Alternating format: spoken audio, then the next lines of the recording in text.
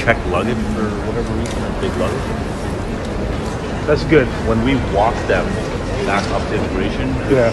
I've got तो दोस्तों ये जो डेटा दिया है राज्यसभा में विदेश मंत्रालय ने इस डेटा को पेश किया है। आप भी अगर यूनाइटेड अरब इमारात में हो तो इस अपडेट को, इस खबर को ध्यान से सुनना, क्योंकि आखिरकार बहुत दिनों के बाद पहली बार है जो इतना डेटा दिया गया है भारत सरकार द्वारा। क्योंकि एक दो नहीं, पूरे 1400 ऐसे लोग को वहाँ की जो गवर्नमेंट है वो डिपोर्ट की है।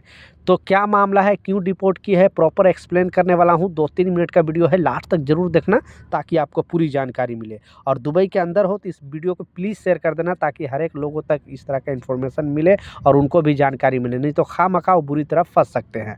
तो क्लियरली जो राज्यसभा में विदेश मंत्रालय ने एक नया अपडेट, क्योंकि हर देश का जो डेटा इसमें बताया था और इसमें बताया गया था कि लगभग अभी जो इस 2025 के अंदर ज़्यादा जो डिपोर्ट किया गया है उसमें सबसे नंबर 1 जो नाम आ रहा है वो सऊदी अरबिया, यानी सऊदी अरबिया से 11,000 लोगों को डिपोर्ट किया गया है। क्यों? वहाँ पे वायलेशन, यानी इंडियन को, ठीक है, अदर कंट्री के छोड़ के सिर्फ इंडियन को 2025 में सऊदी अरबिया से 11,000 लोगों को डिपोर्ट किया गया। उसके बाद दूसरे नंबर पे आता है यूएस से, यानी अमेरिका से, वहाँ से लगभग 3 से 3,500 लगभग लोगों को डिपोर्ट किया गया है।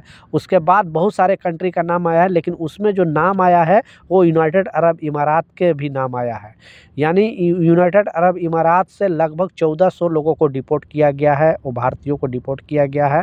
कारण जो बताया है विदेश मंत्रालय ने, जो मेन कारण बताया है वीज़ा वायलेशन, यानी उनका वीज़ा एक्सपायर होने के बाद भी वो वहीं पे रह गए, इस वजह से वो ओवर स्टे हो गए। ओवर स्टे होने के कारण उन पर जुर्माना लग गया। अब उतना पैसे वो दे नहीं पा रहे हैं, जब तक नहीं वो जो फ़ाइन है वो भर पाएंगे तब तक वो कंट्री अपना वापस नहीं जा पाएंगे। इसलिए विदेश मंत्रालय ने क्लियरली सारे लोगों को वार्न किया और बताया है कि जब आपका वीज़ा एक्सपायर होता है उससे पहले उस कंट्री को आप छोड़ दें तो आपके लिए बेहतर होगा। नहीं तो फिर जो ग्रेस पीरियड दिया जाता है, जो लोग दुबई में रहते हैं उनको पता है कि 28 डे, यानी आपका वर्क वीज़ा है और आपका 2 साल का वीज़ा ख़त्म हुआ है या एक्सपायर हुआ है या कैंसिल हुआ है, तो आपको गवर्नमेंट की तरफ से 28 डे का टाइम, मिनिमम 28 डे का टाइम दिया जाता है, ताकि उस टाइम में आप या तो दूसरी कंपनी में जॉब चेंज कर लो, दूसरी कंपनी में वीज़ा लगा लो, या तो अपने कंट्री वापस आ जाओ। कुछ लोग क्या करते हैं कि इससे ज़्यादा रह लेते हैं, और इससे ज़्यादा रहने के चक्कर में पता चलता है कि पहले दिन जो जुर्माना है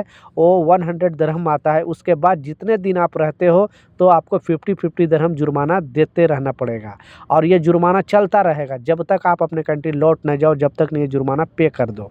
तो ऐसे बहुत सारे भारतीयों को पकड़ा गया था, जैसा मैं बताया, 1-2 नहीं, पूरे 1400 लोगों को डिपोर्ट किया गया है। इसलिए आप अगर दुबई में रह रहे हो, भारतीय हो, तो प्लीज़ इस चीज़ को फॉलो करें, और आपका जैसे वीज़ा एक्सपायर होता है उससे पहले उस कंट्री को, बहुत सारे ऐसे लोग भी हैं जो विजिट वीज़ा पे जाते हैं क्योंकि उनको ग्रेस पीरियड के बारे में पता नहीं है। पहले गवर्नमेंट क्या करती थी कि अगर 1 महीने का विजिट वीज़ा है आपको तो 10 दिन एक्स्ट्रा आपको रहने के लिए देती थी, यानी आपको 30 दिन का वीज़ा है तो 40 दिन रह सकते थे। उसी तरह अगर आपका वीज़ा 60 दिन का यानी 2 महीने का विजिट वीज़ा है तो आप 10 दिन एक्स्ट्रा 70 दिन रह सकते थे। फिर 3 महीने का भी विजिट वीज़ा होता था तो आप 100 दिन रह सकते थे, यानी 10-10 दिन सब में ग्रेस पीरियड दिया जाता था।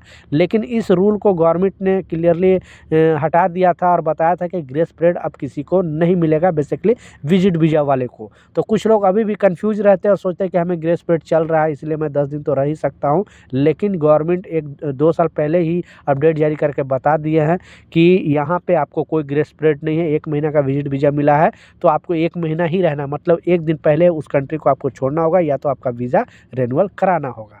तो बहुत सारे लोग इंडिया से भी घूमने जाते हैं वहाँ पे, तो इसका भी कुछ लोग शिकार हो जाते हैं।